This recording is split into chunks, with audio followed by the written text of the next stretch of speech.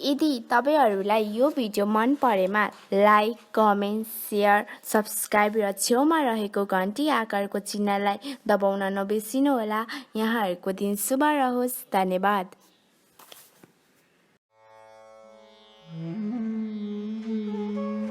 म एक्चुअली सुरुदेखि कसको मैले कथा वाचन गरेँ एक्चुअली म भन्न चाहिँ चाहन्छु, अनुमति दिनुहोला। युएईले बाँडेको मुस्कान। युएईमा रहनुभएका तमाम नेपालीहरू मध्येका 40 जना नेपालीहरूको कथालाई समेटिएर 40 जना जसलाई युएईले मुस्कान दिएको छ। हामी जहिले पनि विदेश अथवा विशेष गरी खाडी मुलुक भन्ने बित्तिकै राता बाकसका कुराहरू आउँछन्, पसिना बगाएका कुराहरू आउँछन्, अनि दुःखका कुराहरू मात्रै धेरै आउने गर्दछन्। दुःखहरू बिचको पनि केही सुखहरूलाई समेटिएर लेखिएको उक्त किताब हो यो युएईले बाँडेको मुस्कान। राता बाकसका कुराहरूलाई एकछिन थाँती राखेर युएईले दिएको मुस्कान, युएईले के मुस्कान दिएको छ, हामी नकारात्मक कुराहरू मात्रै गर्ने आफ्नो कर्मभूमिप्रति वा कहिलेकाहीँ सकारात्मक पनि कुरा गर्ने भन्ने कुराहरूलाई समेटिएर तमाम नेपालीहरू मनहरू बीच मध्येबाट 40 जना मनहरूको कथा समेटिएको कथा सङ्ग्रह हो यो युएईले बाँडेको मुस्कान। अच्युत घिमिरे दाजु हेर्दै हुन्छ, दाजु मैले नमस्कार गर्न चाहे तपाईँलाई। सम्पूर्ण मलाई हेरिराख्नुभएका मनहरूलाई नमस्कार। हामी प्रसङ्गमा युएईले बाँडेको मुस्कान किताबको प्रसङ्ग आज अलिकति धेरै कुरा गर्न मन लागेको खास कारण चाहिँ के हो भने आज युएईले बाँडेको मुस्कानको कथा वाचनको आज अन्तिम दिन। चाहेर पनि मलाई यो अन्तिम दिन भन्न मन लागिरहेको छैन, मनले मानिरहेको छैन। मलाई अन्तिम दिन हो आज युएईले बाँडेको मुस्कान कथा सङ्ग्रहको अन्तिम दिन भन्न मनै लागेको छैन। तर यथार्थ यही हो, 40 जना कथाकारहरूको कथा मध्येबाट 36 जनाको कथा मैले वाचन गरेर सकिसकेँ 9 दिनमा। आज 10औं दिन, आज 4 जनाको कथा वाचन हुँदैछ। शैलेन्द्र खड्का, सन्तोष प्रसाई, सर्वर नेपाली र सुमन उदय उहाँहरूको कथा वाचन हुँदैछ। विश्व यतिखेर आतंकित भएको छ। हरेक मिडिया, हरेक समाचार, हरेक क्षेत्र जताततै यतिखेर कोरोनाको मात्रै त्रास, कोरोनाको मात्रै समाचार। हरेक क्षेत्रमा कोरोना। अझ विशेष गरी हाम्रो नेपालमा भन्ने हो भने आजबाट राजनीतिक केही कुराहरू पनि आउन थालेका छन्। यी सबै कुराहरूलाई एक ठाउँमा थाँती राखेर केही सृजनात्मक कार्यहरू गरौँ, केही सकारात्मक सन्देश दिउँ, केही आत्मबल बढाउनको लागि केही उत्प्रेरणा गरौँ भन्ने हिसाबले मैले अच्युत घिमिरे बुलबुल दाजु, जे सागर दाजु र रामप्रसाद ढुङ्गेल दाजुहरूसँग सहयोग लिएर, सहकार्य गरेर प्रत्यक्ष प्रसारण सुरु गरेको थिएँ। उहाँहरूले एकदम सहज र थप हौसलाका साथमा मलाई मेरो प्रस्तावलाई सहज र स्वीकार दिनुभएको थियो। नमन गर्न चाहन्छु यहीबाट तिनैजना दाजुहरूलाई, साथै 40 जना कथाकारहरूलाई पनि नमन। र मलाई अहिलेसम्म हेरेर साथ सहयोग दिनुहुने, उपस्थिति, सहभागिता, प्रतिक्रिया, लाइक, सेयर, कमेन्ट हरेक चिजले यो कथालाई सुन्न चाहँदै, पढ्न चाहँदै पनि पढ्न नपाउनु भएको मनहरूको कानसम्म श्रवण गराउनको लागि सेयर गरिदिनुभएका तमाम मनहरूलाई म यहीँबाट नमन गर्न चाहन्छु। विक्रम केसी सर हेर्दै हुन्छ, स्वागत छ। जे सागर दाजु नमस्कार, स्वागत छ तपाईँलाई। हार्दिक धन्यवाद। तपाईँको यो सद्भावले हामीलाई ऋणी बनाएको छ। त्यस्तो होइन दाजु, मेरो त यो अहोभाग्य हो तपाईँहरूको छत्र छायामा घरदेखि यति परदेशमा जहाँ मेरो परिवार छैन, जहाँ मेरो आफन्त छैन, रगतको नाता छैन, त्यहाँ तपाईँहरूले मलाई दिनुभएको यो भावनाको नाताले मलाई यति धेरै हौसाइरहेको छ। तपाईँहरूसँगको यो सहकार्य, तपाईँहरूको छत्र छायामा आगामी दिनहरूमा पनि यसरी नै रहन पाऊँ, तपाईँहरूको शीतल छायामा ओत लागिरहन पाऊँ भन्ने आग्रह पनि गर्न चाहन्छु। सहृदय दाजु, जे सागर दाजु, जे अच्युत घिमिरे दाजु हेरिराख्नु भएको छ, सम्पूर्णलाई एकचोटि एकमुष्ट साइनो अनुसारको नमस्कार र स्वागत गर्दै म कथा प्रवेश गर्न जाँदैछु। आज धेरैचोटि भनिसकेँ, आज अन्तिम दिन, तर चाहँदै भन्न मन लागिरहेको छैन। म एकचोटि सर र नाम पढ्न चाहन्छु जसको मैले आजसम्म कथा वाचन गरिसकेँ। पहिलो श्रृङ्खलामा अफजल हुसेन सर, अशोक चापागाई सर, ईश्वर उपाध्याय सर र उत्तम बस्नेत सरको कथा वाचन गरेको थिएँ। त्यसै गरी दोस्रो श्रृङ्खलामा Ekendra Bahadur Thapa sir, Elisa Rai ma'am, Om Prasad Upreti sir र कृष्ण विश्वकर्मा दाजु उहाँहरूको कथा वाचन गरेथे। तेस्रो श्रृङ्खलामा जे सागर दाजु, टक गुरुङ दाजु, ड्यान परियार सर र तारा भुषाल म्याम उहाँहरूको कथा वाचन गरेका थिए। यसै गरी चौथो श्रृङ्खलामा तोयम चम्लाङाई सर, दीपक राज पौडेल सर, दीपक गुरुङ सर र नरेश सेन सर उहाँहरूको कथा वाचन गरेका थिए। पाँचौँ श्रृङ्खलामा Prakash Koirala sir, Pasang Sherpa sir, Phanindra Dhakal sir र फणिन्द्र खनाल सर उहाँहरूको कथा वाचन गरेका थिए पाँचौँ श्रृङ्खलामा। छैठौँ श्रृङ्खलामा बेनी माधव ढकाल सर, भुवन गुरुङ सर, मदन अधिकारी सर र महेन्द्र पौडेल सर उहाँहरूको कथा वाचन गरेका थिए। सातौँ श्रृङ्खलामा मेघराज सापकोटा सर, राजकुमार नेउपाने सर, राम तामाङ सर र रामप्रसाद ढुङ्गेल दाजु उहाँहरूको कथा वाचन गरेका थिए। आठौँ श्रृङ्खलामा रामशरण खतिवडा सर, रेखा घिमिरे म्याम, लक्ष्मण खनाल सर र लक्ष्मी शर्मा म्यामको कथा वाचन गरेका थिए। त्यसै गरी हिजो मात्र 9औँ श्रृङ्खलामा विक्रम केसी सर, विष्णुप्रसाद पुडासैनी सर, वेद प्रसाद पोखरेल सर र वेद प्रकाश पोखरेल सर र वेद प्रसाद अरियाल सरको कथा वाचन गरिसकेको थिएँ हिजोसम्म। र आज कथा वाचन हुने मनहरूको नाम शैलेन्द्र खड्का सर, सन्तोष प्रसाई सर, सर्वर नेपाली सर र सुमन उदय सर। शैलेन्द्र खड्का सर मसँग फेसबुकमा हुनुहुन्न, उहाँसम्म पुर्याउनुको लागि कसैले सेयर गरिदिनु होला, उहाँसम्म पनि पुगोस्। अन्य धेरै पढ्न चाहने मनहरूको लागि पनि पुग्नको लागि पनि सेयर गरिदिन जरुरी पनि ठान्दछु म। जेसागर दाजुले यति धेरै लभ रियाक्ट गर्नुभएछ, मैले फर्काउन सकिरहेको छैन। म शब्दबाट जति बयान गरे पनि एकदमै कम हुनेछ।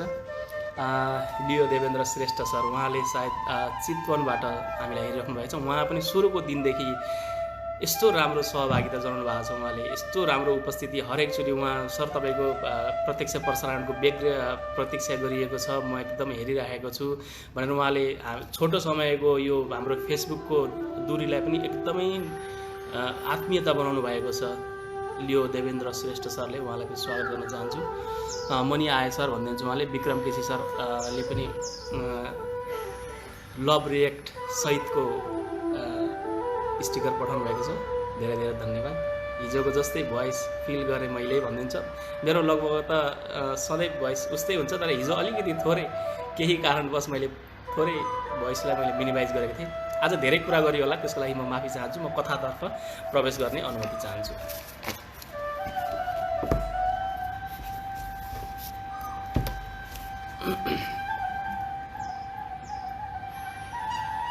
आजको पहिलो कथा रहेको छ शैलेन्द्र खड्का सरको।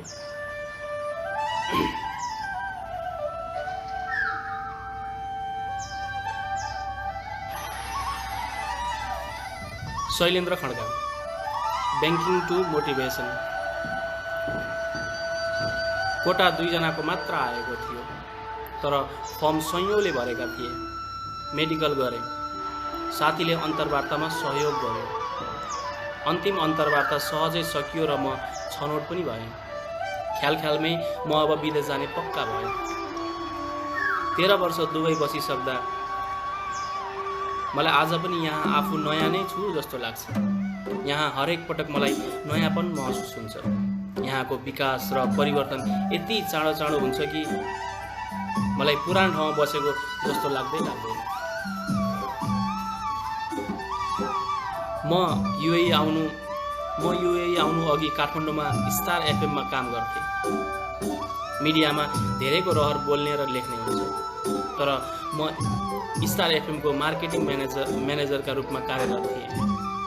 मेरो उमेर 21 वर्षको थियो र तलब महिनाको 5,000 रुपैयाँ। त्यसमाथि आफूले गर्ने सेल्सको आधारमा कमिसन पनि पाउँथेँ। मेरो कामलाई त्यति बेलाको काठमाडौँमा राम्रै जागिर मानिन्थ्यो। विज्ञापन वा जिङ्गल बनाउने रेडियोमा बज्ने कार्यक्रम तालिका, जसलाई रेडियोकै भाषामा क्यू सिट भनिन्छ, त्यो बनाउने जिम्मेवारी मेरो थियो। काठमाडौँको पुरानै बासिन्दा हो मेरो परिवार। उच्च मध्यमवर्गीय परिवारमा आरुबारी सिमलटारमा म जन्मिएँ। बुवा त्यस बखत रक्षा मन्त्रालयमा काम गर्नुहुन्थ्यो। बुवा सरकारी कर्मचारी र आमा गृहिणी। बुवा आमाका 2 छोराहरू मध्येको जेठो छोरो म। कक्षा 8 सम्म बौद्ध इङ्ग्लिस बोर्डिङ स्कुलमा पढेँ। त्यसपछिको स्कुले शिक्षा रक्तकाली बोर्डिङ स्कुल क्षेत्रपाटीमा भयो। एसएलसी विक्रम सम्वत 2056 सालमा प्रथम श्रेणीमा पास गरे। एसएलसी पछि ब्रकफिल्ड कलेज सिनामङ्गलबाट प्रथम श्रेणीमै +2 पनि सकाए अनि सेल्स एन्ड मार्केटिङमा स्नातक पनि प्रथम श्रेणीमै पब्लिक युथ क्याम्पस धोबीचौरबाट पुरा गरे। स्नातक गर्दै गर्दा एट्र्याक्सन नेपाल नामको एउटा कम्पनीमा सेल्स एन्ड मार्केटिङ क्षेत्रमा बिजनेस डेभलपमेन्ट अफिसरको काम पाएँ। त्यहाँ 7 महिना काम गरेर मैले जागिरे जीवन सुरुवात गरेको थिएँ। त्यसपछि काम गर्न नयाँ रहरहरू लागिरहे। आफूभित्र कुन क्षमता छ पत्ता लगाउन वा आफूलाई इच्छा लागेको सबै कुराहरूमा आफूले सक्ने अधिकतम कोसिस गरेर हेर्न मन धेरै खालका कामहरूसँग जोडिए। 6 महिना कस्मिक एयरमा रिजर्भेसनमा काम गरेँ। एयरपोर्टमै काम गर्ने रहर थियो, त्यो पुरा नभएपछि छोडेँ। त्यसपछि आर्मीमा सेकेन्ड लेफ्टेनेन्ट तहमा जागिर खाने कोसिस गरेँ। सेनामा जागिर खान सबै चरणहरू पास भएरै अगाडि बढेको थिएँ। अन्तिममा गएर अन्तर्वार्तामा फ्यालिएँ। त्यसपछि सुरु भयो एफएमको जागिर। स्टार एफएममा म्यानेजर भएर रमाइरहेका बेला एकजना साथीले दुबईको लागि राम्रो कोटा आएको छ भनेर बतायो। साथी म्यान पावर कम्पनीमै काम गर्थ्यो। त्यति बेला धेरै नेपालीहरू कोरिया, खाडी लगायतका देशमा काम गर्न जाने लहर चलेको थियो। साथीले कोटा आएको बताएपछि मलाई पनि विदेश जाने हुटहुटी चल्यो। उसकै म्यान पावर मार्फत प्रति महिना 70,000 रुपियाँ तलबसहित सेल्सम्यानको कोटा आएको थियो। फ्री भिसा र फ्री टिकट सहितको यो कोटा निकै राम्रो थियो। साथीले यो काम मलाई सुहाउने खालको छ भनेर घचघच्याएपछि मैले नपत्याई आवेदन दिएँ। कोटा 2 जनाको मात्र आएको थियो, तर फर्म संयोगले भरेका थिए। मेडिकल गरेँ। साथीले अन्तर्वार्तामा सहयोग गर्यो। अन्तिम अन्तर्वार्ता सहजै सकियो र म छनौट पनि भएँ। ख्यालमै म अब विदेश जाने पक्का भयो। त्यसपछि मैले आफू विदेश जान लागेको कुरा सबैसँग भन्न थालेँ। एफएममा मैले आफू पास भएको र दुबई जान लागेको बताएँ, तर व्यवस्थापनले मेरो पुरा पत्याएन। म अर्को एफएममा जान लागेको होला भन्ने व्यवस्थापनको बुझाइ थियो। त्यहाँ मैले पत्रिकाको कटिङ देखाएर विश्वास दिलाउनु परेको थियो। म दुबई जाने हल्ला गाउँघर र साथीभाइहरू बीच 1 कान 2 कान मैदान हुँदै फैल्यो। तर विडम्बना मलाई छनौट गर्ने कम्पनीले मेरो भिसा पठाइरहेको थिएन। विदेश जाने निश्चित भएर जताततै हल्ला चल्छ, तर भिसा नआउँदा औधी नै अप्ठ्यारो हुँदो रहेछ। जसले भेटे पनि कहिले जाने भनेर सोध्थे, तर आफूसित उत्तर हुँदैन थियो। त्यही बेला मैले एउटा अनुभव बटुले। विदेश जान खुट्टा उचालेपछिको अवधिमा म्यान पावरले मानिसको इमोसनसँग खेल्दो रहेछ। एकपटक पासपोर्ट म्यान पावरको हातमा दिइसकेपछि मानिसभित्र विदेश जाने भूत नै चढ्ने रहेछ। म भित्र त्यही भूत सवार भइसकेको थियो। बोलेको कुरा पुरा गरेर देखाउनको लागि भए पनि अब एकपटक दुबई त जानै पर्ने अवस्था सिर्जना भएको थियो। विदेश जाने कुरा एकपटक दिमागमा घुसेपछि त्यो मानिस एक दिन नगई छाड्दैन भन्ने कुरा पनि मैले त्यही अवधिमा अनुभव गरेँ। भिसा पर्खँदै 6 महिना बित्न लागेको बेला दुबईबाट अल्साया कम्पनीको अर्को एउटा अफर आयो। लजिस्टिक डिपार्टमेन्टको भ्याकेन्सी थियो र तलब थियो 2500 दिराम। मैले पहिले जसरी नै आवेदन दिएर छानिए पनि। त्यसपछि मात्र उडे घुम सन् 2006 सेप्टेम्बरमा दुबईतर्फ। मेरो ड्युटी जाबेल फ्री जोनमा थियो। फ्री जोनमा 6 महिना काम गरेपछि आफूले चाहेको खण्डमा अर्को कम्पनीमा काम गर्न पाइन्छ। सुरुको कम्पनीको कन्ट्र्याक्ट पुरा गर्नै पर्ने बाध्यता हुँदैन। पढे लेखेको कम्प्युटर र अङ्ग्रेजीमा राम्रो दखल भएकोले मैले गाह्रो काम गर्नु परेन। लाइन म्यानेजरले मलाई पिकिङ लिस्ट बनाउने, क्यू सिट चेक गर्ने जस्ता सजिला काममा लगाए। फ्री जोनमा काम गर्दा पनि टिम लिडर, सुपरभाइजर जस्ता पदहरूको अफर आएको थियो, तर मेरो रुचि सेल्स एन्ड मार्केटिङमा मात्र थियो। त्यसैले कम्तीमा 6 महिनापछि मात्र अरू ठाउँमा काम गर्ने सोचेर कुनै पनि अफरहरू स्वीकार गरिनँ। 6 महिनापछि मैले थाहा पाएँ मसरेक ब्याङ्कमा क्रेडिट कार्ड सेल्स अफिसरका लागि योग्य व्यक्तिको खोजी भइरहेको रहेछ।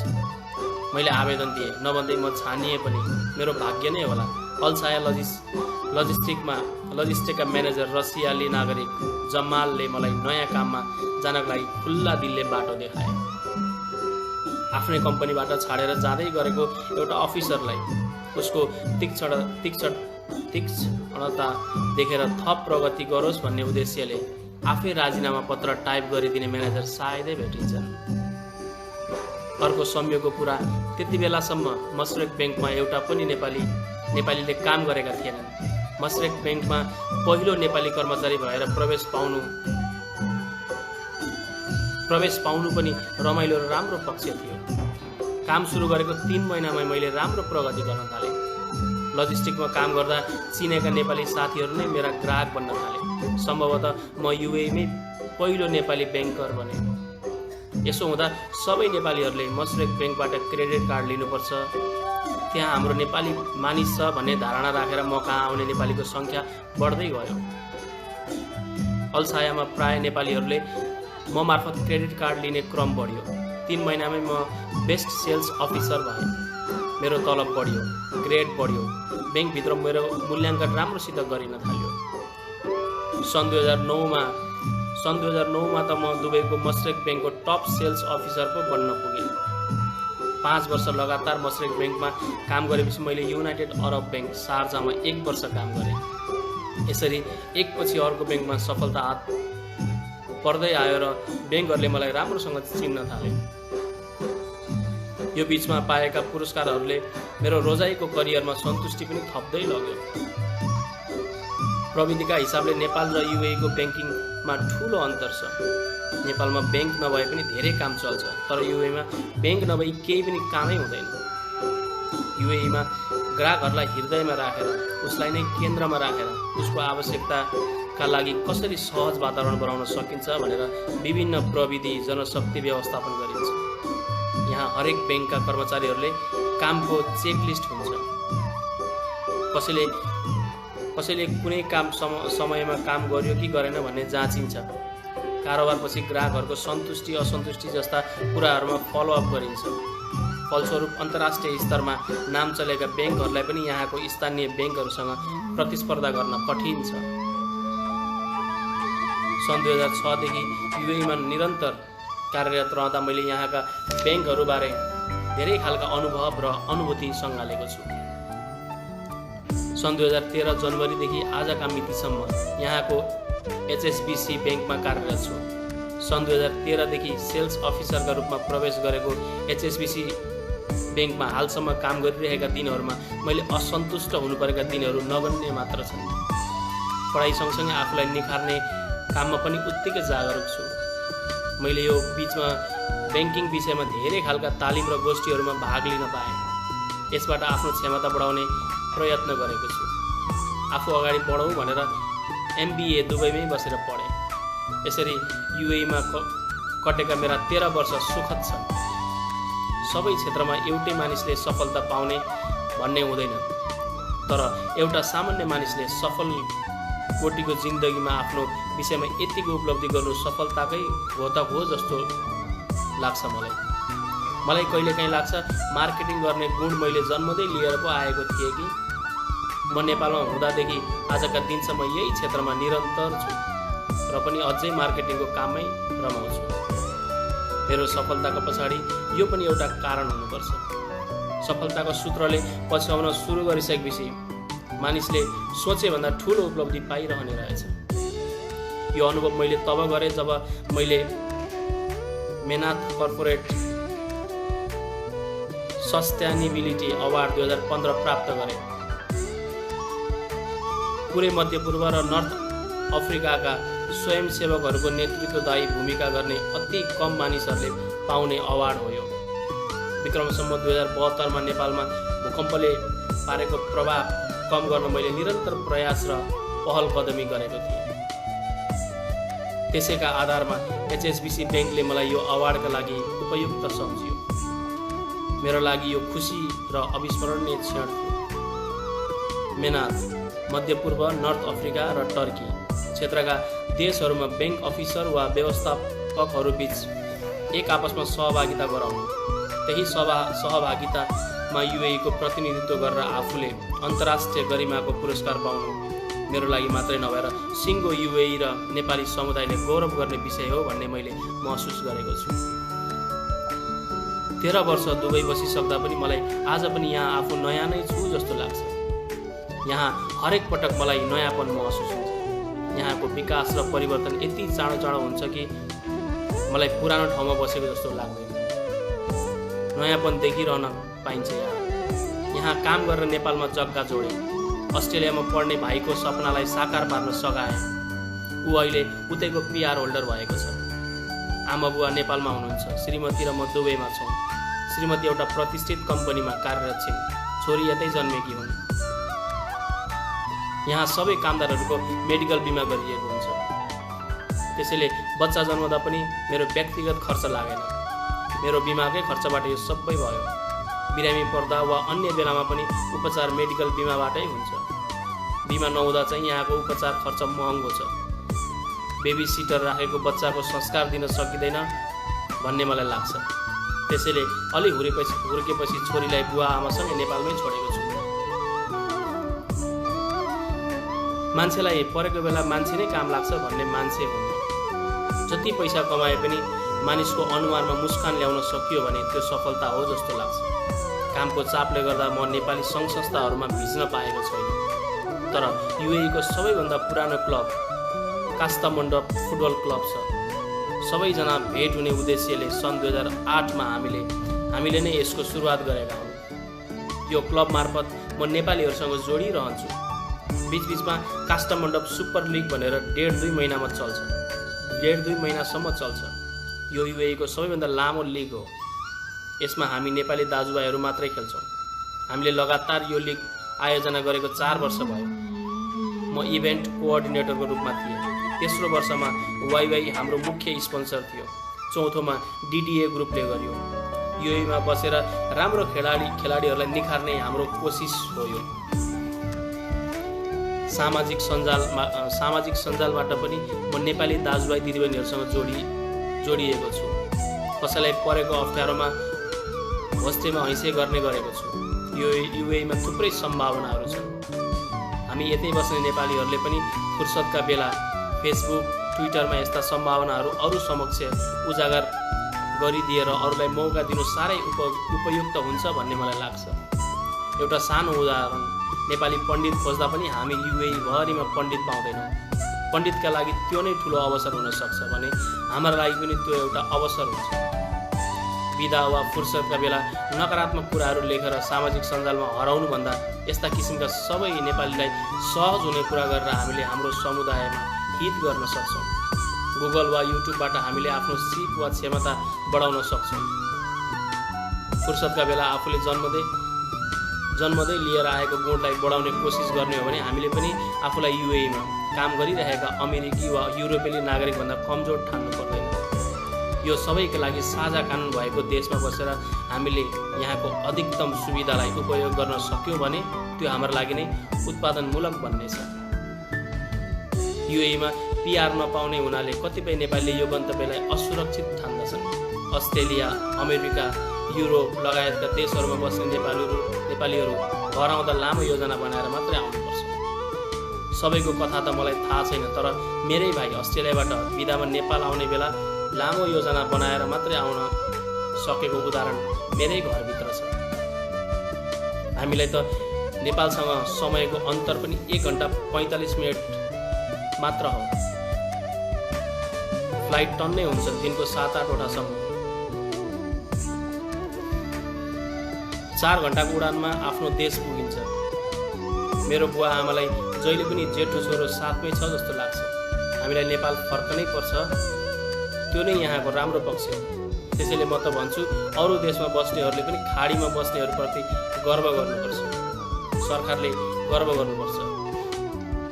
नेपाल सरकारले गैर आवासीय नेपालीहरूलाई जसरी एउटा अस्तित्वको साथ पहिचान गरेको छ, ठिक त्यसै गरी खाडीमा बस्नेहरूको लागि एउटा छुट्टै अस्तित्वको पहिचान दिन जरुरी छ। यहाँ कमाएको सबै पैसा हामी नेपालमै लगानी गर्छौँ। अरू देशमा बस्नेहरूले कमाएको सबै नेपालमा ल्याउँछु भने पनि सम्भव छैन। नेपाली मनले त नेपाल नै लैजाउँ भन्छ होला। तर विदेशमा बस्दाको बाध्यता सम्बन्धित देशको नियम कानुनले उनीहरूलाई बाँधेको हुन्छ। हामीलाई त युएईले कमाइ गरेको रकमबाट ट्याक्स समेत तिर्न लगाउँदैन र सबै पैसा नेपालभित्र लान दिन्छ।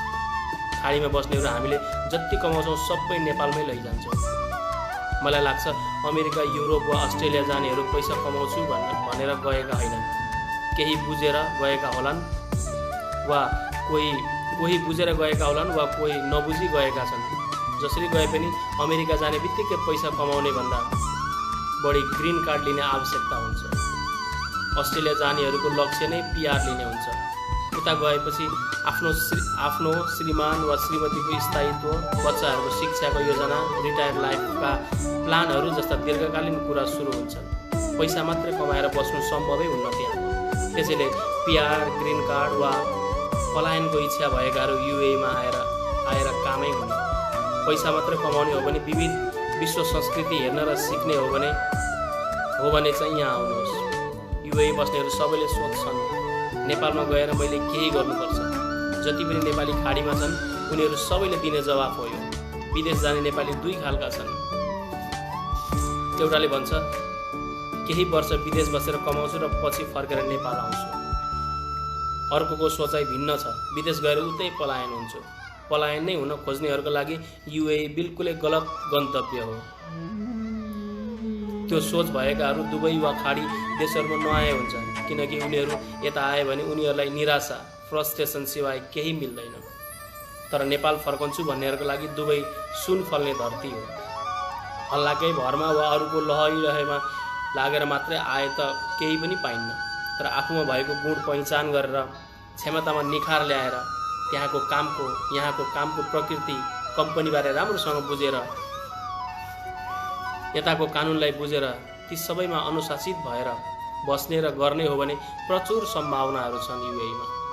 विदेशमा काम गर्दा दुई कुरा औधी ख्याल गर्नुपर्छ। पहिलो हो गोजीमा पैसा छ भने मात्र दिमाग पनि मजाले चल्छ मानिसको। त्यसैले बचाउन कन्जुसियाइ गर्नु हुँदैन। थोरै बचतले पनि हामीलाई ठुलो सहयोग गर्छ। एक थुकी सुकी 1000 थुकी नदी भने जस्तै थोरै बचतबाट जम्मा गरेको पैसालाई सानै ठाउँमा भए पनि लगानी गर्ने बानी गर्दा आर्थिक रूपले हामी सबल हुँदै जान्छौँ। हामी धेरै नेपालीमा बचत गर्दा ब्याज हेर्ने बानी छ, तर सेयर वा ठुला प्रपर्टीहरूमा लगानी गर्दा पनि हामी वित्तीय रूपमा सुरक्षित हुँदै जान्छौँ र भविष्य सुरक्षित हुँदै जान्छ भन्ने मेरो बुझाइ छ। दोस्रो कुरा, प्रवासमा बस्ने हरेक नेपाली देशका दूत हुन् भन्ने कुरा कहिले भुल्नु हुँदैन। मैले युएईमा राम्रो काम गरेँ भने यहाँको कम्पनी, देश वा सरकारले शैलेन्द्रले मात्र गर्यो भनेर भन्दैन। एउटा नेपालीले राम्रो काम गरेको भनेर मेरो पहिचान बन्छ। त्यस्तै यदि यहाँ बसेर मैले खराब आचरण प्रदर्शन गरेँ भने, कुनै क्षुद्रता देखाएँ वा निम्न स्तरको व्यवहार गरेँ भने मैले नेपालको नाम बिगारिरहेको हुन्छु। प्रवासमा बस्नेहरूले साह्रै सचेत हुनपर्ने विषय हो। त्यसैले हामी प्रवासमा बसिरहेकाहरू एक किसिमले अघोषित दूत हौँ नेपालको। हामीले आफ्नो मन र मुटुमा देश बोकेर हिँडिरहेका छौँ। चाहे अमेरिकामा बस्ने नेपाली होस् वा अस्ट्रेलियामा, युरोपमा होस् वा अफ्रिका, जहाँ पुगेका नेपालीहरूले पनि नेपाललाई बोकेरै हिँडेका छौँ भन्ने कुराले मेरो लागि धेरै महत्त्व राख्छ।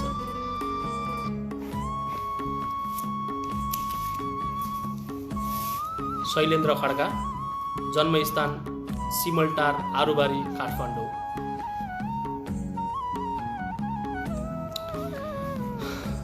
सात आठ जनाले हेरिराख्नु भएको छ। पछि जोडिनु भएका मनहरूलाई पुनः स्वागत गर्दै युएईले बाँडेको मुस्कान कथा सङ्ग्रहको आज अन्तिम श्रृङ्खला, 10औं श्रृङ्खलामा तपाईँहरूलाई पुनः स्वागत छ।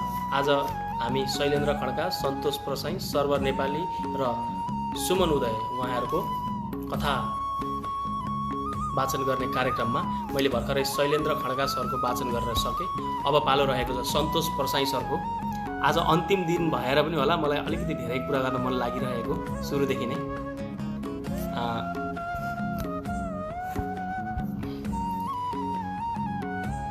तपाईँको भाषामा शुद्धताका साथै बोल्ने शैली अति नै मिठो भनेर भन्नुहुन्छ विष्णु प्याकुरा सरले। Thank you so much. धेरै राम्रो गर्नुभएको छ भवानीजी, हार्दिक धन्यवाद भन्नुभएको छ वेद प्रसाद अरियाल पालपाली सरले। उहाँको हिजो मैले कथा वाचन गरेको थिएँ, धन्यवाद सर। अफजल हुसेन सरले नमस्कार सर भन्नुहुन्छ। तपाईँलाई एकदम धेरै नमस्कार सर अफजल हुसेन सर। तपाईँको कथा सुरु दिनमै हामीले वाचन गरेका थियौँ, तपाईँ पनि निरन्तर तपाईँले उपस्थिति जनाइराख्नु भएको छ, thank you so much.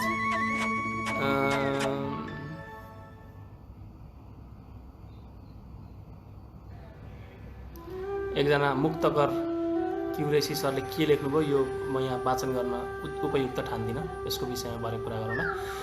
Pokharel Sharmila बुहारी हेर्दैछिन्, दाजु म पनि हेर्दैछु भनेर स्वागत छ बुहारी। निर्मल दाजु हेर्दै हुन्छ, विकास कटवाल हेर्दै हुन्छ, सन्तोष सर नम्बर 1 भन्नुहुन्छ दिपक थापा सरले। छन्द दिवसको शुभकामना भन्नुहुन्छ निर्मल दाजुले। सम्पूर्ण मनहरूलाई छन्द दिवसको शुभकामना। हामी अर्को कृतिको अपेक्षा गर्दछौँ सर भन्दै हुन्छ लियो देवेन्द्र श्रेष्ठ सरले। अवश्य सर, म स्वयं पनि प्रतीक्षामा छु अर्को कृतिको लागि। युएले बाँडेको मुस्कान भाग 2 यसरी नै पढ्न पाए कति रमाइलो है, कति मजा हुन्थ्यो। ल सबैलाई एकचोटि एकमुष्ट स्वागत गर्दै आजको कथाको दोस्रो कथातर्फ म जाँदैछु। दोस्रो कथा रहेको छ सन्तोष प्रसाई सरको।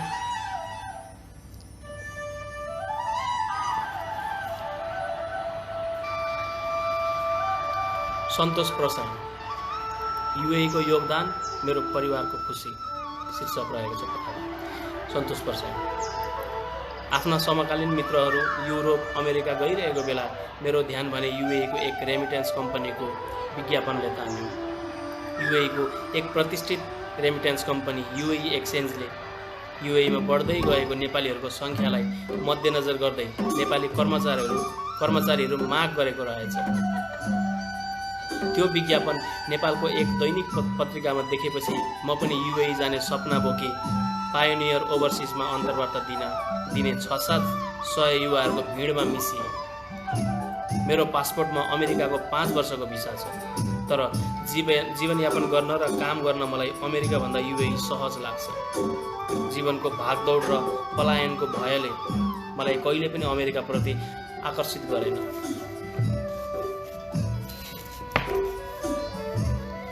म वैदेशिक रोजगारीको लागि परदेशी नै लाख युवाहरूमध्ये एक हुँ। झापा जिल्ला शिक्षा, स्वास्थ्य र यातायात जस्ता सुविधाले नेपालमा अरू जिल्लाहरूभन्दा सहज र सम्पन्न छ। म त्यही झापा जिल्लाको तत्कालीन चारपाने गाउँ विकास समिति वार्ड नम्बर 4 मा पर्ने बरगाछी टोलमा जन्मिएँ। महेश्वर प्रसाई र भक्तादेवी प्रसाईका कान्छा छोराका रूपमा मेरो जन्म 2036 साल वैशाख 9 गते भएको हो। प्रसाईहरूलाई झापामा हुने खाने परिवारमै गनिन्छ। हामीलाई पनि खाना लाउन दुःख थिएन। मेरो बाल्यकाल पनि सुखमै बित्यो। परिवारको कान्छो सदस्यले सबैको माया पाउँछ भन्छन्। मेरो हकमा पनि त्यो लागू हुन्छ। मैले बा-आमाबाट कान्छो छोराले पाउने र 2 दाजुहरू र 1 दिदीबाट कान्छो भाइले पाउने सबै माया पाएँ। सबैको मायामा अलि पुलपुलिएरै बाल्यकाल बिताएछु मैले। विक्रम सम्मत 2042 सालमा चारपाने चोकमा झापा जिल्लाकै पुरानो मध्येको एक बाल कल्याण बोर्डिङ स्कुल खुल्यो। त्यस स्कुलको पहिलो ब्याचका 6 जना विद्यार्थी मध्ये म पनि एक थिएँ। शिक्षासेवी रामप्रसाद सिटौलाले उक्त बोर्डिङ स्थापना गर्दा नयाँ पुस्तालाई अङ्ग्रेजी भाषामा शिक्षा दिने उद्देश्य राख्नु भएको थियो। विद्यार्थीलाई आधुनिक शिक्षा दिएर योग्य बनाउन सो आवश्यक बोर्डिङ स्कुल स्थापना गरिएको थियो। पहिलो वर्षदेखि नै विद्यालयले अङ्ग्रेजी भाषामा पठन पाठनसँगै विद्यार्थीहरूको चौतर्फी विकासका लागि विभिन्न अतिरिक्त क्रियाकलापहरू गराउन थाल्यो। म पढाइका अतिरिक्त हाजिरी जवाफ, वक्तृत्व कला, वाद विवाद प्रतियोगिताहरूमा भाग लिन्थेँ। कक्षामा पनि कहिले प्रथम त कहिले द्वितीय हुँदै गएँ। कक्षामा मोनिटर र हाउस क्याप्टेन हुँदै विद्यालय शिक्षा पास गरेँ। यसबाट मेरो नेतृत्व क्षमताको विकास पनि हुँदै गयो। विद्यालयमा हरेक क्रियाकलापमा उत्कृष्ट हुँदै जाँदा म भित्र एक प्रकारको आत्मविश्वास पनि बढ्दै गयो। म 10 वर्षको हुँदा अचानक प्यारालाइसिस रोगबाट पीडित भएँ। भारतको सिलिगुडी स्थित नर्थ बङ्गाल हस्पिटलमा 2 महिना लामो उपचार पश्चात मैले नयाँ जीवन पाएको हुँ। त्यो जटिल अवस्थामा झापाको सामाजिक र राजनीतिक क्षेत्रका तत्कालीन हस्ती सीके प्रसाईले गरेको सहयोग म लगायत परिवारले आजीवन भुल्ने छैन। 2052 सालमा एसएलसी प्रथम श्रेणीमा पास गरेँ। फरेस्ट्री साइन्स पढ्ने चाहना थियो, तर काठमाडौँ बसेर 2053 सालमा मैले शङ्करदेव क्याम्पसमा वाणिज्य शास्त्र पढ्न थालेँ। झापाबाट उच्च शिक्षाको सपना बोकी काठमाडौँ छिरेको थिएँ। परिवारलाई आर्थिक बोझ नहोस् भन्ने सोचेर भ्रिकुटी मण्डपको एउटा पसलमा काम गर्न थालेँ। पसलमा काम गर्दै आइकम पास गरेपछि मैले शङ्करदेव क्याम्पसमै 2055 सालमा बीबीएसको अध्ययन थालेँ। बीबीएस पढ्ने क्रममा पढाउने काम मिल्यो। पसलको काम छाडेर शिक्षकको काम गर्दा प्राज्ञिक काम गर्दैछु भन्ने अनुभूति भयो। सँगसँगै होम ट्युसन पनि पढाएँ। कम्प्युटरको तालिम लिएँ। कलेजमा पढ्दै केही समय मैले एउटा फाइनेन्स कम्पनी र खेतान ग्रुपमा पनि काम गरेँ। विदेश मोह र युएईको सयल। आफ्ना समकालीन मित्रहरू युरोप अमेरिका गइरहेको बेला मेरो ध्यान भने युएईको एक रेमिटेन्स कम्पनीको विज्ञापनले तान्यो। युएईको एक प्रतिष्ठित रेमिटेन्स कम्पनी युएई एक्सचेन्जले युएईमा बढ्दै गएको नेपालीहरूको सङ्ख्यालाई मध्यनजर गर्दै नेपाली कर्मचारीहरू माग गरेको रहेछ। त्यो विज्ञापन नेपालको एक दैनिक पत्रिकामा देखेपछि म पनि युएई जाने सपना बोकी पाइनियर ओभरसिजमा अन्तर्वार्ता दिने 600-700 युवाहरूको भिडमा मिसिए। विभिन्न चरणका अन्तर्वार्ताहरूमा पास हुँदै युएई एक्सचेन्जमा काम गर्न जाने 8 जनाको छनौटमा मेरो पनि नाम आयो। स्थापित कम्पनीले कामदार भर्ना गर्दा भिसा टिकट सबै आफै व्यवस्था गरेको हुन्छ। विज्ञापनमा पनि सबै निःशुल्क भनिएको थियो, तर मेन पावरले हामीलाई रकम बुझाउन दबाब दिन थाल्यो। अन्तर्वार्ता पास भएका हामी 8 जनाले युएई एक्सचेन्जलाई सो कुराको जानकारी गरायौँ। अन्ततः हामीले अनावश्यक पैसा माग गरेको कारण युएई एक्सचेन्जले मेन पावरको सम्झौता भङ्ग गर्यो। युएई एक्सचेन्जका प्रतिनिधि रवि पण्डित आफै काठमाडौँ आएर अन्तर्वार्ता पास भएका 8 जनालाई भेटे। काठमाडौँको अन्नपूर्ण होटलमा हामीलाई पालै पालो भेटेर कसैलाई पनि रकम नबुझाइकन युएई आउने बाटो सुझाएर र भिसा पठाउने ग्यारेन्टी गरेर युएई फर्किए। यही बाटो पहिल्याउँदै म सन् 2004 जनवरीको 4 तारिकका दिन युएई एक्सचेन्जमा काम गर्नका लागि युएई आइपुगेँ। मेरो साथमा पास भएका अरू 7 जना ललितपुरका सुरज छेत्री, गोर्खाका कुलप्रसाद ढकाल, झापाका अनुप मुखिया, ललितपुरकै श्याम बजगाई, चितवनका हरि शर्मा, सोलुका लाक्पा शेर्पा र सिन्धुपाल्चोकका कीर्तिमान तामाङ थिए। मेरो काम सुरु भयो युएई एक्सचेन्जको कस्टमर रिप्रेजेन्टेटिभ काउन्टर स्टाफका रूपमा बर्दुवै शाखाबाट। नेपालीहरूसँगै सबै देशका ग्राहकहरूलाई मैले मेरो जिम्मेवारीभित्रको सेवा दिँदै गएँ। मेरो सरल व्यवहार र सेवाभावले रोजगारीका क्रममा युएईमा रहेका हजारौँ नेपालीहरूलाई आकर्षित गर्दो रहेछ। उनीहरू मलाई नै खोजी युएई एक्सचेन्जमा आउन थाले। पैसा पठाउन मात्र होइन, युएईबाट नेपालका ब्याङ्कहरूमा खाता खोलेर खातावालकै नाममा पैसा जम्मा गरिदिन, कामदारको मासिक तलब भुक्तानी दिने लगायत अन्य ब्याङ्किङ सेवाहरू प्रदान गर्दै गए। युएई एक्सचेन्जले पनि मेरो कामको मूल्याङ्कन गर्दै गयो।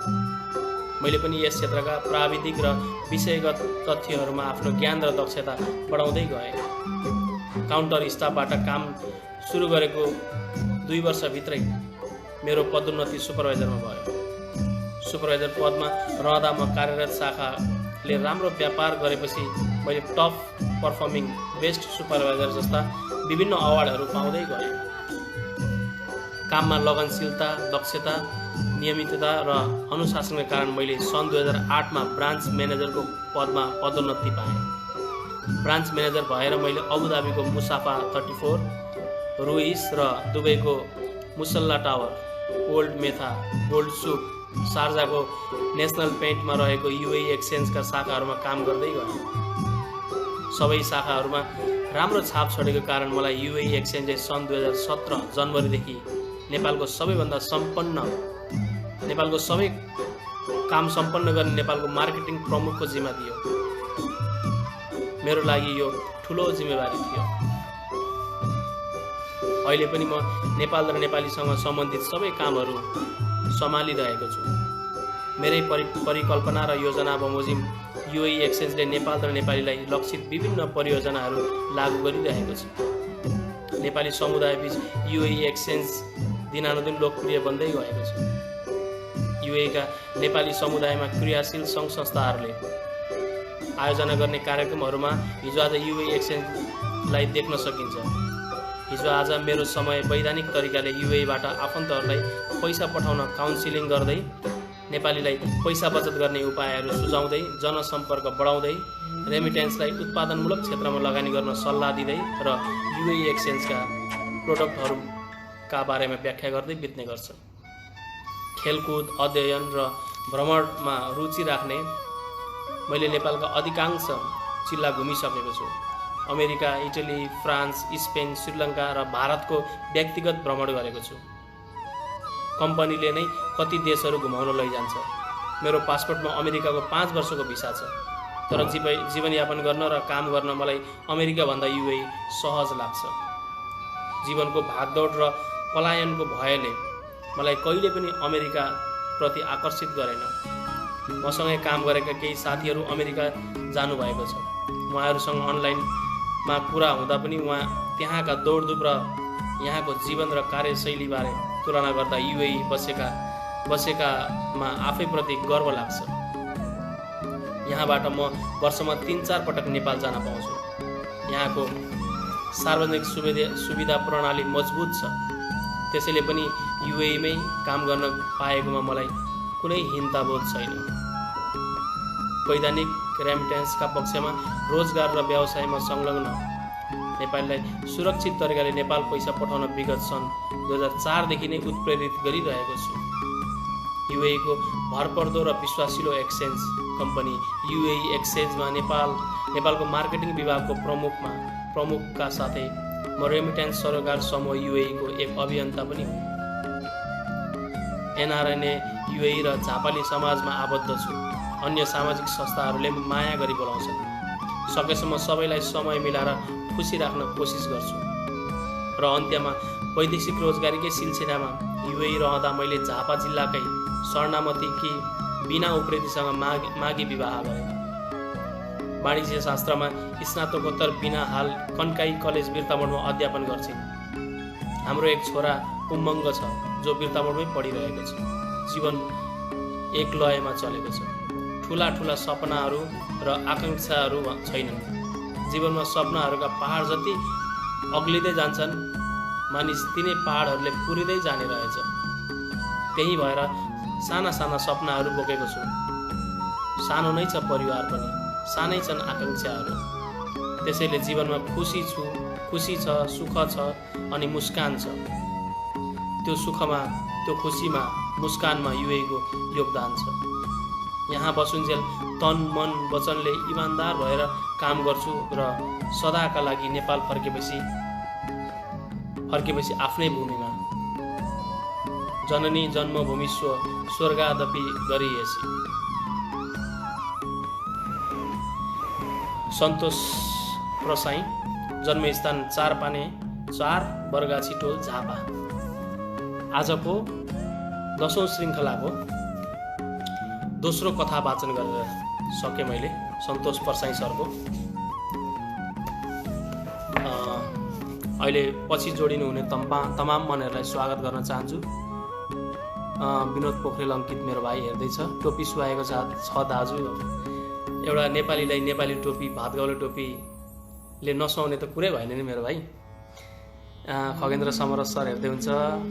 सावित्रा अधिकारी दिदी पनि हेर्दै हुन्छ, स्वागत छ। खगेन्द्र थापा मगर मेरो साथी हिटेरीबाट उसले पनि हेर्दैछ। धेरै धेरै धन्यवाद। हेरिदिनु भएकोमा, उपस्थित भइदिनु भएकोमा धन्यवाद र आभार प्रकट गर्न चाहन्छु। आजको कथाको तेस्रो कथा, today you looking handsome in Nepali dress. Thank you so much Leo Devendra Shrestha sir. Nepali dress नै त होइन, टोपीले मात्रै अलिकति धेरै प्रभाव पारेको। ड्रेस त अब यो टी सर्ट छ, टी सर्टमाथि बाहिर क्याजुअल कोट लगाएको छु, अनि यो टोपीले अलिकति विशेष देखिएको हुनसक्छ। ह्यान्डसम नभए पनि नेपालीपन झल्किएको चाहिँ पक्कै छ है। त्यसमा चाहिँ म पनि अब गर्व नै गर्छु अथवा घमण्ड नै सोच्नु होला यसलाई। Thank you so much for your positive comment.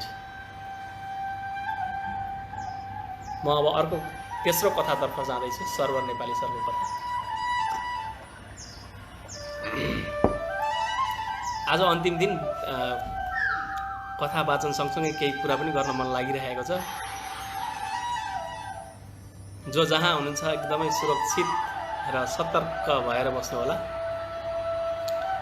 कोरोनाको महामारीको बिचमा पनि हामी नेपाली एकदमै हाँसेर बाँच्न सक्ने विश्व इतिहासमा गोर्खाली हामी गोर्खाको छोराहरू, हाम्रो पुर्खाहरूले गर्नुभएका ती वीरगाथाका कथाहरूको हामी चाहिँ सन्तान, विश्वमा कहलिएका हामी गोर्खाली, हामी जस्तोसुकै महामारीसँग पनि जुझ्नको लागि तयार रहन्छौँ है।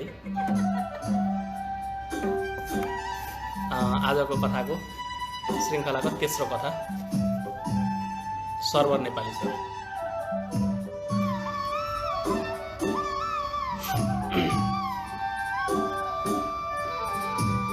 सर्वर नेपाली, सर्वरको कहानी। ट्रकहरू लगातार आइरहेका छन् र सामानहरू झार्दै टेन्टभित्र पुर्याउने क्रम चलिरहेको छ। 6 घन्टाको यात्रा, त्यसपछिको काम। करिब 10 घन्टा बितिसक्दा पनि काम रोकिने नामो निशान छैन। बिहानीबाट बेलुका भयो र बेलुकाबाट फेरि बिहानी भयो। कोही पनि सुत्न गएन। यसै गरी 2 दिन बित्यो। खानाको बेलामा खाना आउँथ्यो, त्यति बेला मात्र काम रोकिन्थ्यो। त्यसपछि फेरि युद्ध स्तरमा काम सुरु हुन्थ्यो। दुबईका सडकमा गुड्ने सबै गाडीहरू किन भर्खर सोरुमबाट निकालेका जस्ता देखिन्छन्। 120 देखि 140 किलोमिटर प्रति घन्टाको दरले यी हुइकिँदा पनि ती स्ट्यान्डर्ड र डायसबोर्डमा राखिएको चियाको गिलासबाट चिया किन पोखिँदैन। भ्रष्टाचारमा लिप्त नेपाली संसार देखेर आएका हामी जस्ता मानिसहरूको दिमागमा बारम्बार खेल्ने प्रश्न हुन् नि।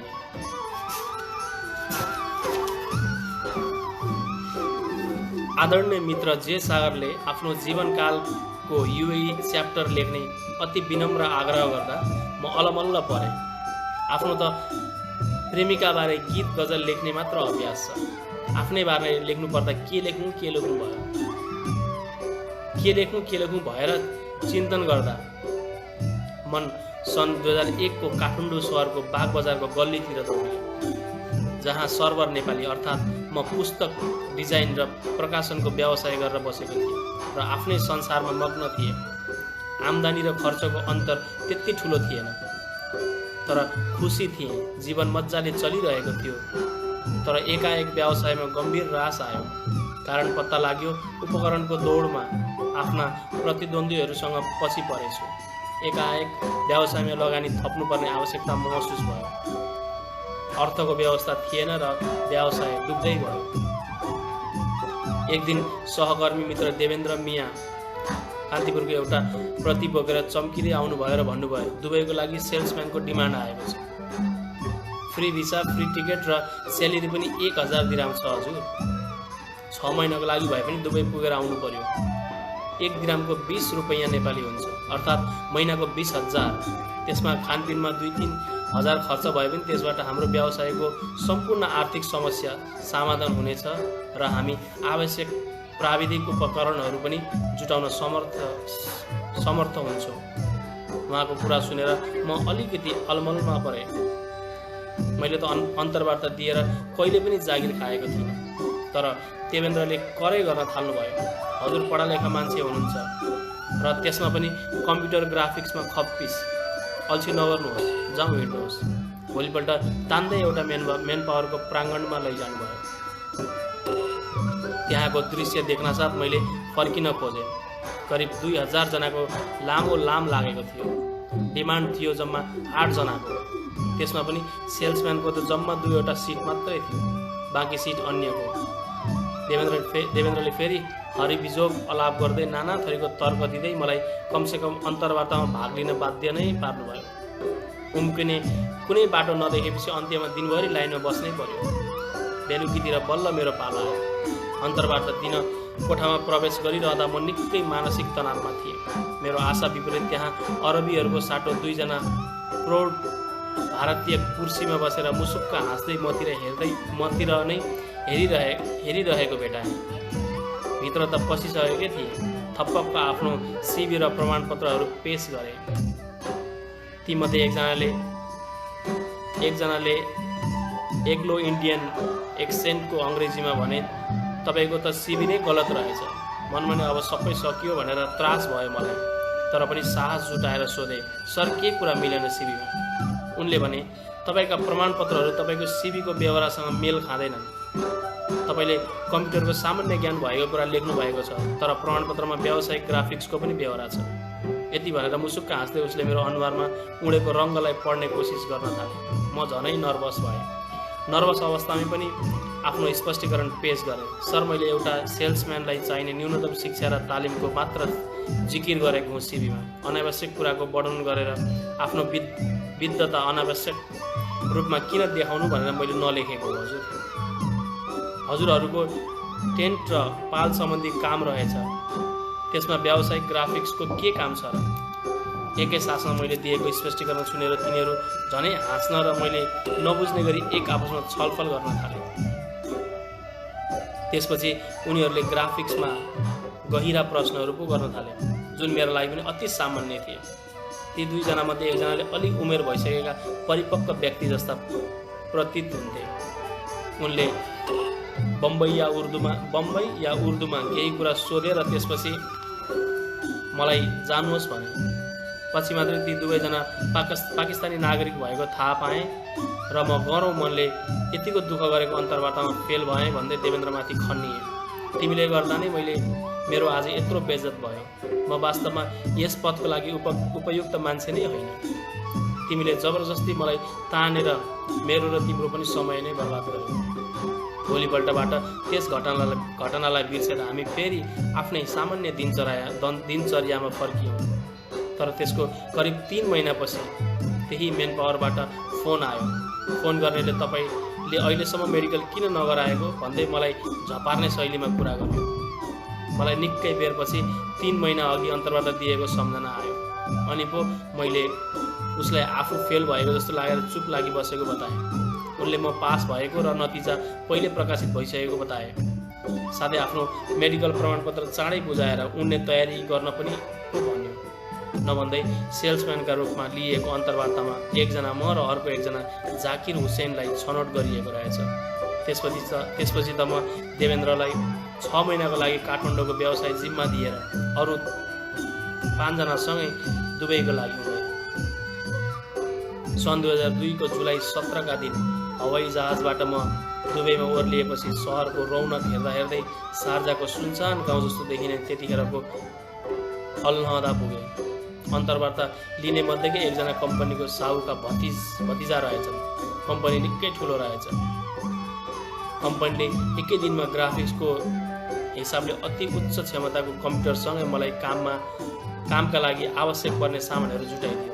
काम गर्न थालेको 2 दिन नबित्दै साहुले एक दिन हिम्मत छ भने साइडतिर पनि जाऊ हिँड भन्दै हाक दिए। यो सुनेर म भित्रको गोर्खाली आत्मा पनि जागृत भयो। मैले सोचे साइडमा जानु कुन ठुलो कुरा हो र। तत्कालै म पनि गाडीमा चढेँ।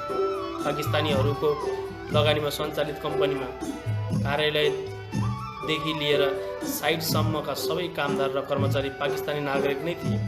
एकजना भारतका र बङ्गलादेशका बाहेक हामी पहिलो नेपाली समूह थियौँ। 120 किलोमिटर प्रति घण्टाको दरले साहुले हाँकेको गाडी करिब 6 घण्टाको यात्रापछि साउदी अरबको बोर्डर नेरी पर्ने ठाउँ गयासी पुग्यो। त्यहाँ पुगेपछि मैले बल्ल बुझेँ साहुले किन हिम्मत हेर्न खोजेको रहेछ भनेर। साइटमा काम चलिरहेको थियो। जीवनमा पहिलोपल्ट टेन्ट देखेर म दङ्ग परेँ। 20 मिटर चौडाइ र 100 मिटर लम्बाइको विशालकाय छाप्रो जस्तो आल्मुनियमको संरचनामाथि सेतो वाटरप्रुफ कपडाले ढाकिएको थियो। भित्रबाट कुनै राजमहलको सजावट जस्तो देखिने साजसज्जा। पुरै टेन्टभित्र रातो गलैँचा र 25 टनका ठुला ध्वनिरहित एयर कन्डिसनको चिसो वातावरण। त्यहाँ बसेर पहिले नै काम गरिरहेका कामदारहरूसँगै मसँग गएका साउ पनि काम गर्न थाले। त्यो देखेपछि अप्ठ्यारोमा मारे म अप्ठ्यारोका कारण म आफूले यसअघि कहिले नगरेको कुर्सी बोक्ने काम गर्न थालेँ। 2000 जनाको लागि टेबल कुर्सीको व्यवस्थासँगै व्यवस्थित कामदार छन्। ट्रकहरू लगातार आइरहेका छन् र सामानहरू झार्दै टेन्टभित्र पुर्याउने क्रम चलिरहेको छ। 6 घन्टाको यात्रा, त्यसपछिको काम। करिब 10 घन्टा बितिसक्दा पनि काम रोकिने नामो निशान छैन। बिहानीबाट बेलुकी भयो र बेलुकीबाट फेरि बिहानी भयो। कोही पनि सुत्न गएन। यसै गरी 2 दिन बित्यो। खानाको बेलामा खाना आउँथ्यो, त्यति बेला मात्र काम रोकिन्थ्यो र त्यसपछि फेरि युद्ध स्तरमा काम सुरु हुन्थ्यो। नेपालमा गरिने काम त जुनसुकै खालको भए पनि 8 घन्टाभन्दा बढी कसैले गर्दैन। साइटमा तेस्रो बिहानी थियो।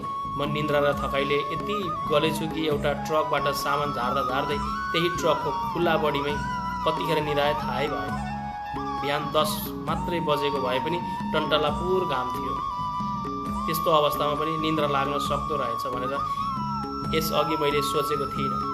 यो अनुभवपछि मलाई थाहा भयो काम भनेको के हो, कस्तो जाँगर चाहिन्छ काममा सफल हुनका लागि। मैले बल्ल नमुना देखेको थिएँ। त्यसपछि त्यो सिलसिला लगातार चलिरह्यो। 6 महिनापछि हामी 8 जना मध्येका 3 जना मात्र बाँकी रह्यौँ। अरू कोही पनि टिकेनन्। मैले कुनै पनि स्थितिमा नफर्किन अठोट गरेको थिएँ। आफ्नो करारको अवधि पुरा नगरी फर्किने टिकट पनि नपाइने र म्यान पावरलाई आफूले जग्गा बेचेर तिरेको 75,000 सामा पनि उठाउन जरुरी थियो। उता साथी देवेन्द्रले पनि व्यवसाय सम्हाल्नै सकेनन् र हाम्रो बागबजार कार्यालय 1 वर्ष नबित्दै बन्द भयो। अन्ततः 2 वर्ष पुरा गरेरै नेपाल फर्केँ। तर नेपाल फर्किँदा मेरो संसारै परिवर्तन भइसकेको थियो। 10 रुपैयाँमा पाइने मोमोको मूल्य 30 रुपैयाँ पुगेको थियो। 30 रुपैयाँ पुगेको थियो भने 12 रुपैयाँमा पाइने नेपाली थाली 150 को भइसकेको थियो। मुद्रा स्फीतिको यो झन्झटबाट आफ्नो सम्पूर्ण अर्थव्यवस्था दोस्रो पटक धराशयी भएको महसुस गरेँ। त्यसपछि अर्को झट्का लाग्यो। मेरो सम्पूर्ण व्यवसायी सम्पर्कहरू पनि विच्छेद भइसकेका थिए। सम्पूर्ण ग्राहकहरूले यस समय अन्तरालमा अन्य ठाउँबाट काम गराउन थालिसकेका थिए। कतिको टेलिफोन नम्बर परिवर्तन भएको थियो, कति आफै सम्पर्कविहीन भएका थिए। काठमाडौँको बाग बजार अब मैले चिन्नै नसक्ने गरी परिवर्तन भइसकेको थियो।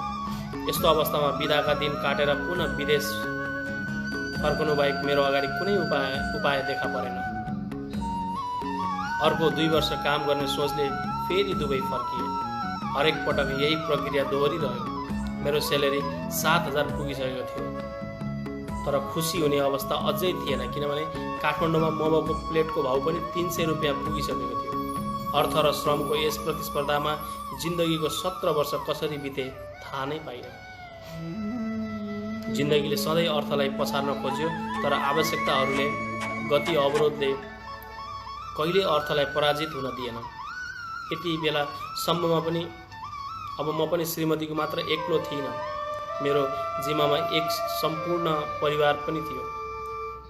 3वटा नयाँ कोपिला पनि हरियो रुख बन्ने तर्खरमा थिए। अहिले त जेठी छोरी कक्षा 8मा पुगिसकेकी छिन्। माइलो छोरा कक्षा 6मा र कान्छो भर्खर KG 2मा नेपालगञ्जमै अध्ययनरत छन्। नेपाली साहित्यसँगै उर्दू गजल साहित्यको लामो परम्परागत बोकेको नेपालगञ्जको माहौलले अग्रज गजलकार ज्ञानुवाकर पौडेल जस्ता हजारौं साहित्यिक मनहरूलाई घचघचायो। साहित्यप्रति उर्दू गजल सर्जक मेरा बाले पनि निरन्तर उर्दू नेपाली गजल गोष्ठीहरूमा मलाई 10-12 वर्षको उमेरदेखि नै लिएर हिँड्ने गर्नुहुन्थ्यो। यसो गर्दा गर्दै 15 वर्षको अल्लारे उमेर प्रवेश गर्दै म आफू पनि गजल लेख्ने र यसैमा रमाउन थालिसकेको थिएँ। अध्ययनका क्रममा काठमाडौँको 8 वर्षे बसाइमा पनि गजलको नसाले छोडेन। काठमाडौँमा बहाउद्दिन जकरिया युनिभर्सिटीका पूर्व डिएनसँग तथा त्रिभुवन विश्वविद्यालयमा उर्दू भाषाको औपचारिक अध्ययन गरी 2 वर्ष कोर्स पुरा गरे। काठमाडौँ बसाइका क्रममा पनि विभिन्न पुस्तिकाहरूको सम्पादन प्रकाशन गर्दै उर्दू र नेपाली गजल गोष्ठीहरूमा सक्रिय हुन थाले। युएई आइसकेपछि पनि उर्दू भाषाको क्षेत्रमा काम गर्न छोडिन। आफ्नो आर्थिक आवश्यकता र नेपालमा गुमाइसकेको व्यावसायिक आधार सम्पर्कविहीनताको अवस्थाका कारण नेपाल फर्कने आँट गर्नै सकिन। युएईमा काम गर्नेहरूको लगन, चाडपर्वको न्यूनतम बिदा र लामो कार्यकाल समयको व्यवस्थाबाट प्रभावित हुँदा मनमा नै सोच आउँथ्यो, यसरी नै दिलो ज्यान दिएर काम गर्ने वातावरण नेपालमा भइदिएको भए हाम्रो देशले पनि कति प्रगति गर्थ्यो होला।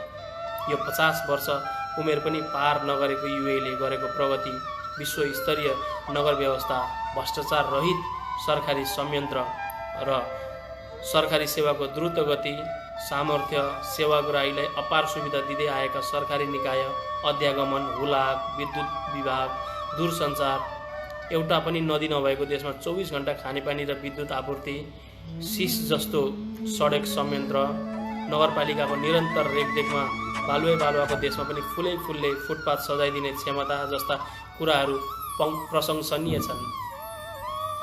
दुबईका सडकमा गुड्ने सबै गाडीहरू किन भर्खर सोरुमबाट निकालेका जस्ता देखिन्छन्? 120 देखि 140 किलोमिटर प्रति घण्टाको दरले यी हुइकिँदा पनि ती स्ट्यान्डर्ड र डायसबोर्डमा राखिएको चियाको गिलासबाट चिया किन पोखिँदैन? भ्रष्टाचारमा लिप्त नेपाली संसार देखेर आएका हामी जस्ता मानिसहरूको दिमागमा बारम्बार खेल्ने प्रश्न हुने, औषधि, उपचार, शिक्षा जस्ता आधारभूत आवश्यकताको कसैले माग गरिरहनु पर्दैन। सरकार आफैले बुझेर व्यवस्था गरिसकेको हुन्छ। यस्तो देखेपछि मन पटक्क खान्छ।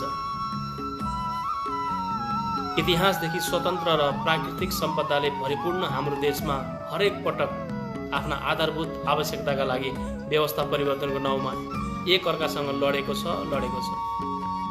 युएईमा 12 वर्षको लगातार जागिरबाट सिकेको सिपहरूले दिएको आँट पश्चात मैले आफ्नै टेन्ट व्यवसाय स्थापना गरेको पनि अहिले 6 वर्ष बितिसकेको छ। अनेकौं वित्तीय अप्ठ्याराहरू सामना गर्दा पनि हरेस खाएको छैन। धेरै नेपालीले अहिले नेपालमा पनि उद्योग व्यवसाय सुरु गरेका छन्। यो राम्रो सङ्केत हो। कुनै दिन म पनि नेपाल फर्किएर यहाँ कमाएको अनुभवबाट व्यवसायमा सफल बन्ने सपना देख्छु। मेरो अधुरो सपनाले मलाई धेरै प्रेरित गरिरहन्छ। समय जुरेपछि त्यो दिन आउनेछ भनेर प्रतीक्षारत छु। युएईमा मेरो साहित्यिक यात्राले कैयौँ पटक अन्तर्राष्ट्रिय मञ्चहरूमा नेपालको सुवास सर्ने अवसर पाए। हरेक पटक नेपाली दौरा सुरुवाल र ढाका टोपीको गरिमा कायम राख्दै यस्ता अवसरहरूमा उपस्थित हुन्छु। आफ्नो नाममा समेत नेपाली उपनाम प्रयोग गरी संसारलाई नेपाल गरिब भए पनि प्रतिभाहरूको धनी देश हो भन्ने सन्देश दिने कोसिस गर्छु। यसो गर्दा एकदम खुसी लाग्छ। एकपटक एकजना नेपाली राजदूतले भनेको कुरा सम्झिरहन्छु। म नेपालको राजनैतिक राजदूत भए तापनि तपाईँ नेपालको सांस्कृतिक राजदूत हुनुहुन्छ सरवरजी। कोसिस त मैले त्यही नै गरेको छु। सफल भए वा असफल त्यो चाहिँ आफूलाई थाहा छैन।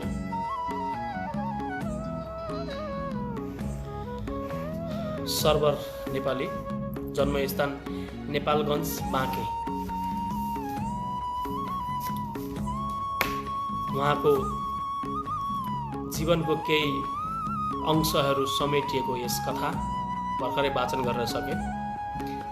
आजको 10औं श्रृङ्खला यानि कि युएईले बाँडेको मुस्कानको अन्तिम श्रृङ्खलामा भर्खरै मैले सरवर नेपाली सरको मैले कथा वाचन गरेँ।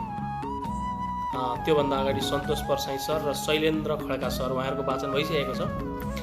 आजको अन्तिम कथा अब सुमन उदय सरको रहेको छ।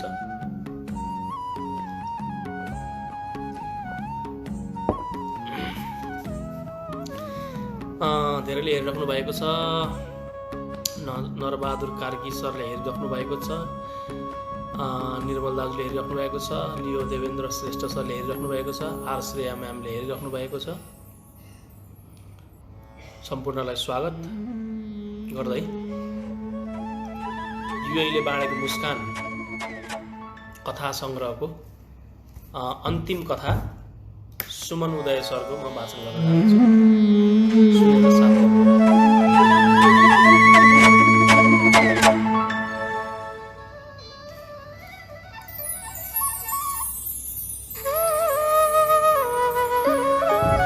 सुमन उदय, नेपाली सङ्गीतलाई विश्व सामु चिनाउने मेरो कोसिस। Best of luck for last story of this book. Thank you so much sir. प्रयास जारी छ। यो देवेन्द्र श्रेष्ठ सर। यस कथा सङ्ग्रहको अन्तिम कथा सुमन उदय सरको।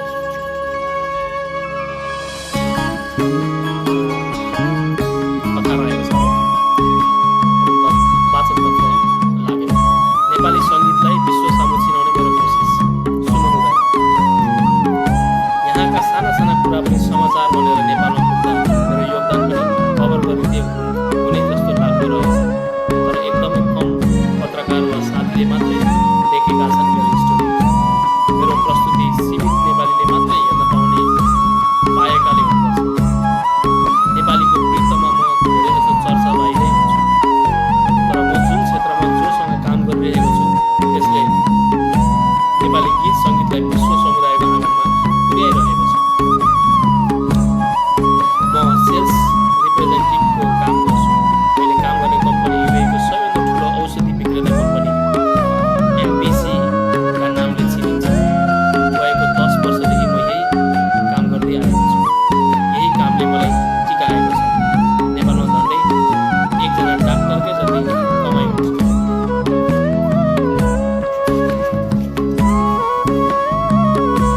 एयर अरबियामा एयर होस्टेसको काम गरिरहेकी बहिनी युएमा एक्लै थिए।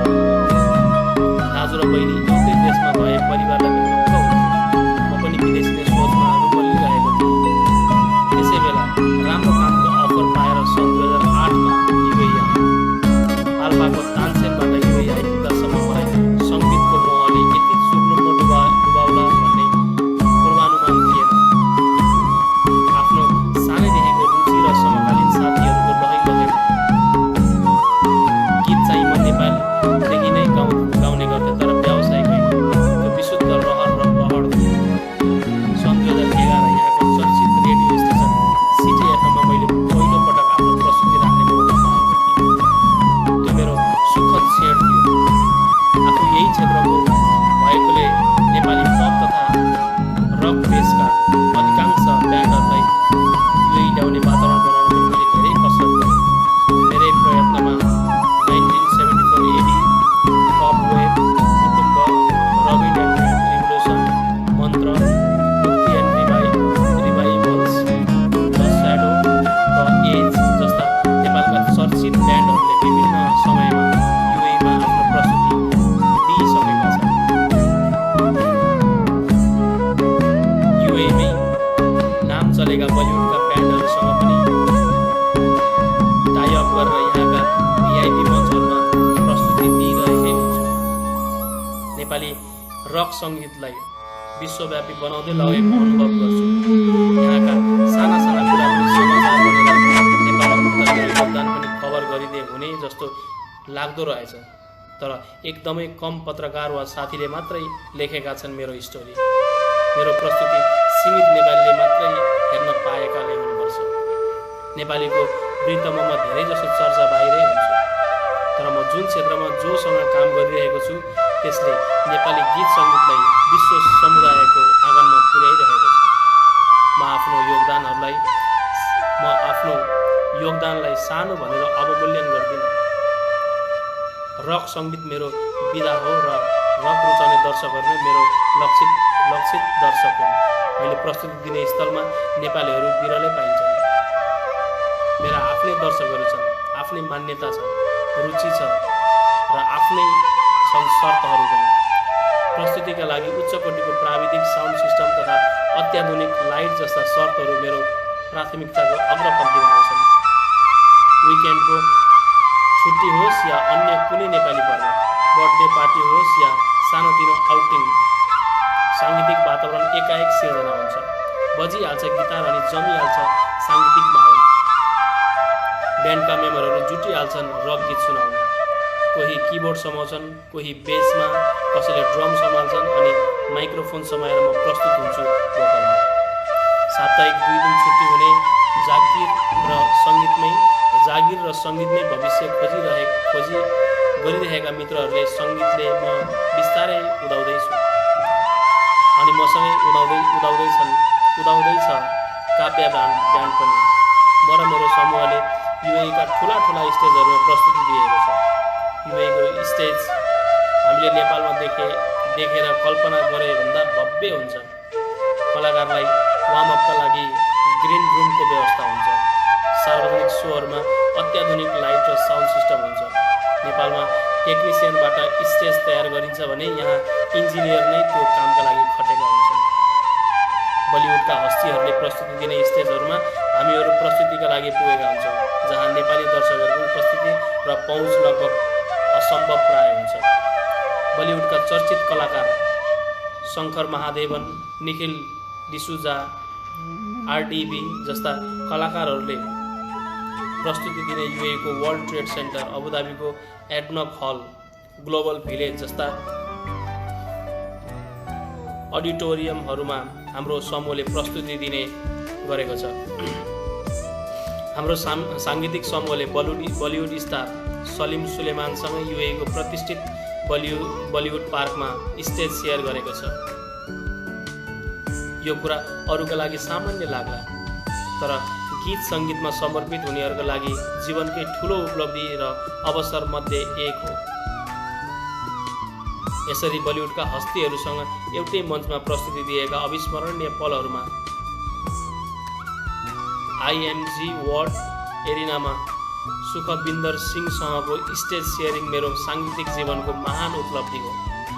नेपाली आयोजकहरूको क्षमता र पहुँचभन्दा बाहिरका ती स्टेजहरूमा हाम्रो समूहले धेरै पटक ओपनिङ प्रस्तुति दिएको छ। यस्ता कार्यक्रमहरूमा भारतीय दर्शकहरूको उल्लेख्य सहभागिता हुन्छ। युरोपियन तथा अमेरिकी राष्ट्रहरूका एक रक सङ्गीतका पारखीहरू पनि पुगेका हुन्छन्। ती मञ्चहरूमा हिन्दी अङ्ग्रेजी गीतहरू हामी प्रस्तुत गरिरहेका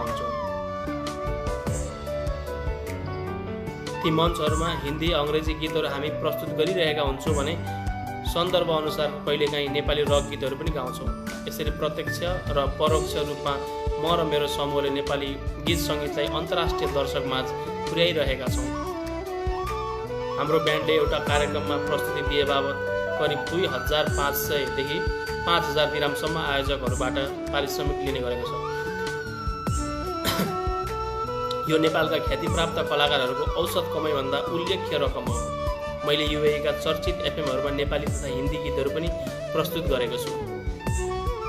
सन् 2018 को अक्टोबरदेखि डिसेम्बरसम्म युएमा चलेको साङ्गीतिक द वान शीर्षकको रियालिटी शोमा मैले मेन्टर र जजका रूपमा काम गर्ने मौका पाएँ। युएको बिफोर यु र वर्ल्ड भिजन टेलिभिजनबाट प्रसारित उक्त रियालिटी शोमा प्रथम र तृतीय हुने सहभागीहरू मेरै समूहबाट थिए। आर्टिस्ट अलायन्स नामको एक इभेन्ट म्यानेजमेन्ट कम्पनीमा आयोजना भएको त्यस रियालिटी सोको जज हुन पाउनुलाई पनि जीवनको एउटा उपलब्धि मानेको छु। सङ्गीत सम्बन्धी यति धेरै कुरा भइरहँदा मैले मेरो दैनिक जागिरबारे पनि केही कुरा उल्लेख गर्नै पर्छ। म सेल्स रिप्रेजेन्टेटिभको काम गर्छु। मैले काम गर्ने कम्पनी युएको सबैभन्दा ठुलो औषधि विक्रेता कम्पनी एमपिसीका नामले चिनिन्छ। गएको 10 वर्षदेखि म यही काम गर्दै आएको छु। यही कामले मलाई टिकाएको छ। नेपालमा झन्डै 1 जना डाक्टरकै जति कमाइ हुन्छ। यहीँको कमाइले काठमाडौँमा घर किनेको छु, केही जग्गा जोडेको छु, छोरालाई यतै राखेर पढाएको छु।